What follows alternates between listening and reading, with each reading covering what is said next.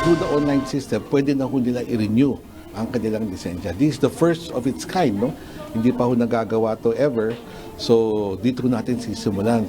Online license renewal. Ito ang plano ng Department of Migrant Workers at Land Transportation Office para sa mga overseas Filipino worker.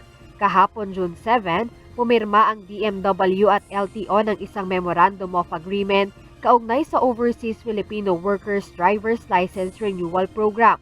Dito maaari nang mag-renew ng lisensya online ang ating mga overseas Filipino worker. Sinabi ni LTO Assistant Secretary Vigor Mendoza II, layon ng MOA na mapadali ang license renewal ng mga OFW kahit sila ay nasa ibang bansa. Online renewal system. So di lang po sila kailangang umalis sa bansa kung nasaan sila through the portal that we will launch. No? Magkakaroon ng department-to-department memorandum of agreement, the cooperation, and then we will launch it. No? And through that, they will put in all their necessary data. Pupunta po sa LTO yan. Dito muna ipiprint sa Pilipinas yung lisensya. But through the portal, they will choose whichever courier they want to use, tapos papadala to that courier. Target ng dalawang ahensya na masimulan ang pilot implementation nito ngayong taon. So we're looking at sometime July 1 or other about the time launch natin, no? We can do perhaps a pilot run in one country, no? Ang nababanggit po sa akin ay KSA. Plano rin nila na makipag-ugnayan sa Department of Foreign Affairs para sa biometrics at iba pang kailangang impormasyon sa mga OFW.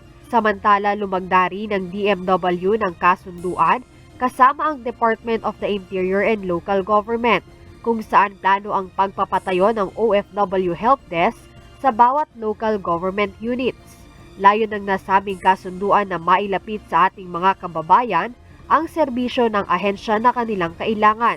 Napakahalaga, no? Kasi unang-una, yun nga, hindi na nila kailangan pumunta sa mga regional offices ng DMW para doon sa ilang mga serbisyo. Sa tulong ng DILG, mailapit natin yung mga basic services natin para hindi na kailangan gumastos ng malaki mga kababayan natin at pumunta doon sa mga regional offices na minsan ay malalayo.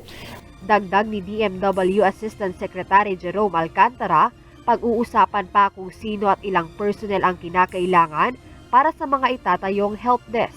Ngunit siniguro ni ASEC Alcantara na daraan sa trainings ang mga tatao rito. Importante yung training. Magko-conduct kami ng magkasama at magkasabay ng mga pagsasanay. Hindi lang sa mga LGUs, kundi pati sa isa't isa. No, kasi maraming mga bagay sa local governance na hindi namin alam at gusto rin namin magbahagi ng kaalaman namin tungkol sa labor migration management sa mga kapatid natin sa DILG. Sa ngayon ay planong unti-unti muna itong sisimulan sa iba't ibang LGU sa bansa. Siguro ngayon uunahin namin yung hanggang level lang ng munisipyo mula sa lalawigan, lungsod at munisipyo.